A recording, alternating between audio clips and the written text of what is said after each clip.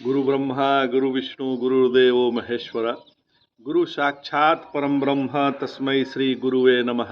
सदाशिव समारंभां शंकराचार्य मध्यमाम् अस्मदाचार्य पर्यन्तां वंदे गुरु परंपराम्। ओम श्री गुरुभ्यो नमः। ओम श्री परमात्मने नमः। हम लोग जनक याज्ञवल्क्य संवाद पढ़ रहे हैं जो बृहदराण उपनिषद पर आधारित है एवं श्री गुरुदेव द्वारा रचित है। नारायण मुनि कहते हैं, मुनिवर्ग मतलब याज्ञवल्क्य मुनि जनक जी से कहते हैं कि हे राजन, सपने में नाना प्रकार के मन उत्पन्न होते हैं। एक मन नहीं, नाना प्रकार के मन उत्पन्न होते हैं। इसके लिए जैसे व्यवहारिक मन की जरूरत है, क्या ऐसे ही व्यवहारिक मन बने इसके लिए किसी परमार्थिक मन की जरूरत है? तो नहीं है। इस बात को दृष्टांत देकर समझा देते हैं। प्राचीन काल में राजा पृथु ने पृथ्वी दुही, उससे पहले लोक में सभी बीज नष्ट हो गए थे, सभी बीज नष्ट हो गए थे। तब राजा पृथु की प्रेरणा से बीज रहित धरती ही बीज कर्ण बन गई थी। उन्होंने बीज पैदा कर दिए। यह कथा श्री विष्णु पुराण में विस्तार से आई है। इस प्रकार से जो भगवान ईश आत्मा अपनी वास्तविकता के असंख्य अनुभव से वंचित है, वह है मन रहित, क्योंकि गहरी नींद और प्रलय आदि में वह मनुष्यी रूप से भासता नहीं है, किंतु वह मन का ही कारण बन जाता है। दृष्टांत में पृथ्वी ने बीज स्वयं में छिपा लिए थे। दृष्टांत में भी मन अविद्या में लीन रहता है, तभी उससे उत्पन्न हो जाता है। व्यवहारिक मन ही अपनी कारण दशा में रहता है और मैं अज्ञानी हूं, जो आत्मा में अध्यास है उसी से क्षणादि क्रम से मन कार्य दशा में व्यक्त हो जाता है। तो न केवल मन वरन सारे प्रपंच के बारे में भी यही बात है। यह प्रपंच भी उसी में रहते हैं और अपने आप उत्पन्न हो जाते हैं, जब चाहे उत्पन्न हो गए, क्योंकि उसी में भासते हैं। तो प्रतीतिक सांप दिखता है सर्प, क्योंकि व्यवहारिक सांप देखा सुना गया है, तो क्या व्यवहारिक के लिए परमार्थिक देखना सुनना पड़ेगा? नहीं पड़ेगा।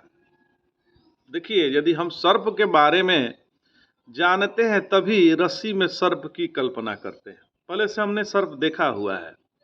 यदि हम सर्प नहीं देखे होते तो रस्सी में सर्प की कल्पना ही नहीं करते। जैसे रस्सी देख के हम समझते हैं कि सर्प नहीं न है, डर गए। तो ये तभी हो सकता है जब हम पहले से सर्प को जानते हों। तो जाना हुआ ही चीज सपने में आती है, नहीं जाना हुआ चीज सपने में भी नहीं आती। तो व्यवहारिक में स्वयं ही कभी छिप जाता है, कभी प्रकट हो जाता है, क्योंकि हमने पहले से उसको जाने हुए हैं। दृष्टि सृष्टि के अनुसार जो व्यवहारिक भी उसी तरह है जैसे प्रतिभासिक। अचिंत शक्ति माया से सभी उपपन्न है, अतः पहले न होने वाले पदार्थ कैसे उत्पन्न होंगे, यह शंका नहीं करनी चाहिए, क्योंकि जैसे उत्पन्न हुए पदार्थ मिथ्या है, वैसे ही उनका कारण भी माया है।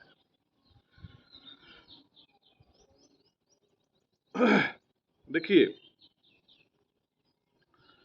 प्रकृति में इतना ही विवक्षित है कि जैसे सुसुप्ति में मनोरहित आत्मा रहता है, जिससे मन जागृदादि में मन आ जाता है, वैसे ही प्रलयांतर में मन आत्मा से उत्पन्न हो गया, उसके लिए किसी अन्य मन की जरूरत नहीं पड़ी। जैसे बीज युक्त धरती से पुनः बीज निकला है, ऐसे प्रलयादि में आत्मा भी प्रपंच युक्त ही रहता है एवं प्रपंच भी सनातन होगा, इस शंका को मिटाते हैं। जैसे बादल आदि से रहित शुद्ध आकाश ही बादलादि के जन्म स्थिति नाश का कारण बन जाता है, वैसे ही अव्याकृत कहलाने वाले परमेश्वर मन आदि संसार से रहित होने पर भी उसका कारण बन जाता है। देखिए, बहुत सुंदर बात भगवान बता दिए।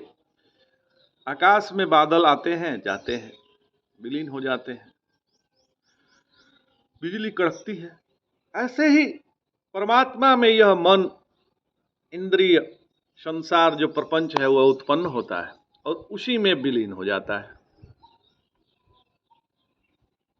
और इससे जैसे बिजली आई, बारिश हुई, कड़की, बादल आए गए, इससे आकाश को फर्क नहीं पड़ता, वैसे ही परमात्मा को इससे कोई फर्क नहीं पड़ता है। ब्रह्म तो ज्यों का त्यों है।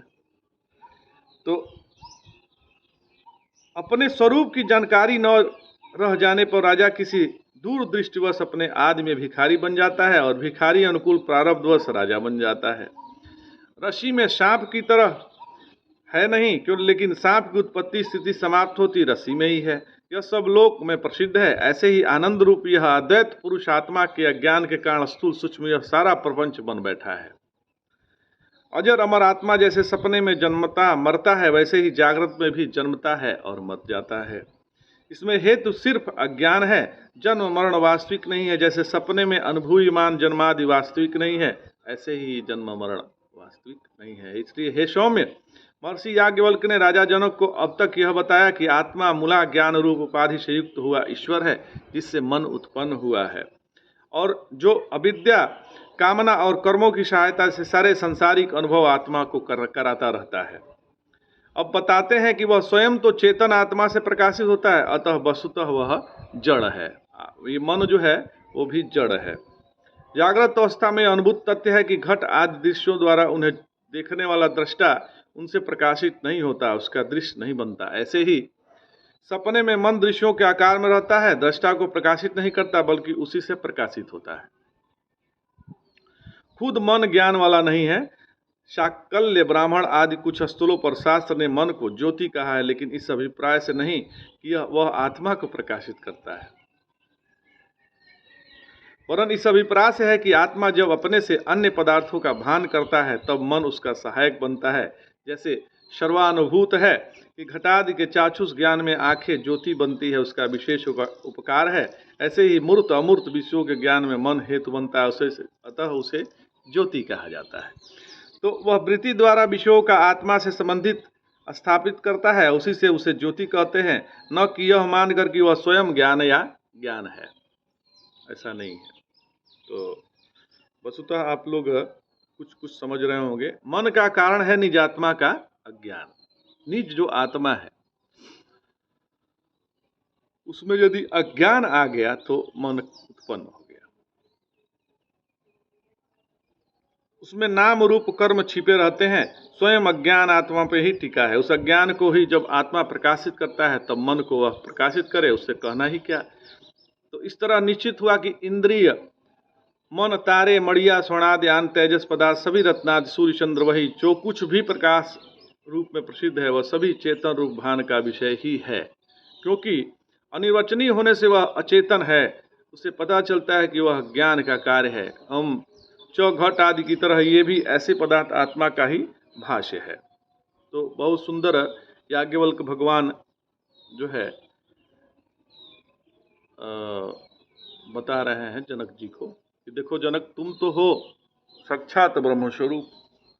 तुम अपने को मन आदि इंद्रियों के चलते नाम रूप उपाधियों में अपने को जोड़ लिए हो।